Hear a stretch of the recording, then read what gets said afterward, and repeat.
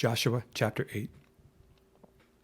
Now the Lord said to Joshua, "Do not be afraid nor be dismayed. Take all the people of war with you and arise, go up to Ai. See, I have given into your hand the king of Ai, his people, his city, and his land. And you shall do to Ai and its king as you did to Jericho and its king.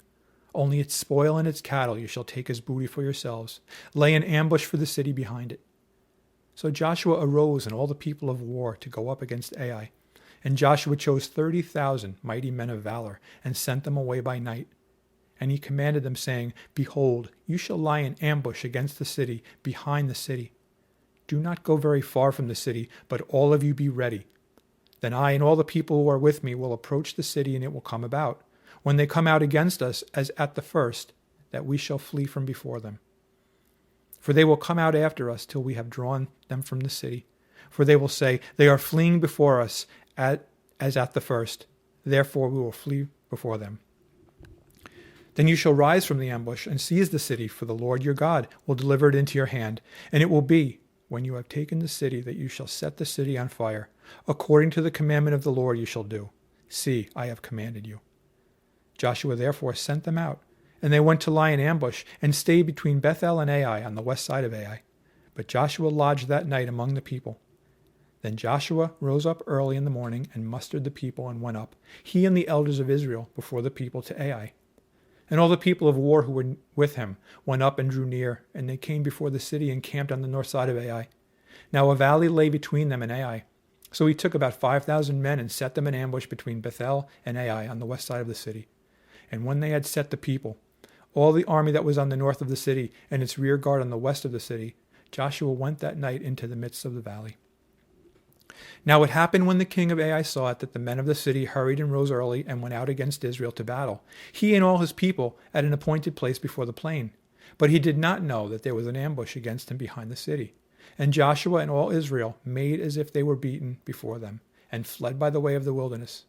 So all the people who were in Ai were called together to pursue them, and they pursued Joshua and were drawn away from the city. There was not a man left in Ai or Bethel who did not go out after Israel. So they left the city open and pursued Israel. Then the Lord said to Joshua, "Stretch out the spear that is in your hand toward Ai, for I will give it into your hand." And Joshua stretched out the spear that was in his hand toward the city. So those in ambush arose quickly out of their place. They ran as soon as he had stretched out his hand, and they entered the city and took it, and hurried to set the city on fire. And when the men of Ai looked behind them, they saw, and behold, the smoke of the city ascended to heaven. So they had no power to flee this way or that way, and the people who had fled to the wilderness turned back on the pursuers. Now when Joshua and all Israel saw that the ambush had taken the city, and that the smoke of the city ascended, they turned back and struck down the men of Ai. Then the others came out of the city against them. So they were caught in the midst of Israel, some on this side and some on that side. And they struck them down so that they let none of them remain or escape. But the king of Ai they took alive and brought him to Joshua. And it came to pass when Israel had made an end of slaying all the inhabitants of Ai in the field, in the wilderness where they pursued them, and when they all had fallen by the edge of the sword until they were consumed, that all the Israelites returned to Ai and struck it with the edge of the sword.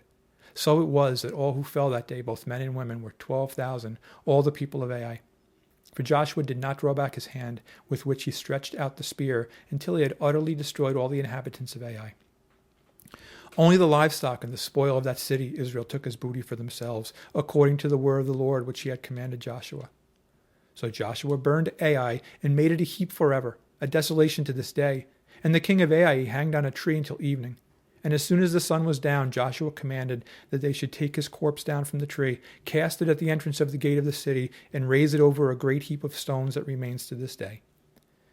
Now Joshua built an altar to the Lord, God of Israel, on Mount Ebal, as Moses the servant of the Lord had commanded the children of Israel, as it is written in the book of the law of Moses, an altar of whole stones, over which no man has wielded an iron tool. And they offered on it burnt offerings to the Lord, and sacrificed peace offerings. And there in the presence of the children of Israel, he wrote on the stones a copy of the law of Moses, which he had written.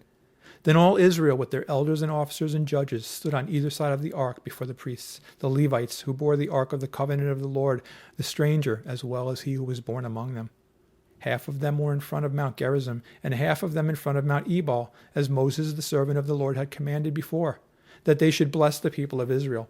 And afterward he read all the words of the law, the blessings and the cursings, according to all that is written in the book of the law.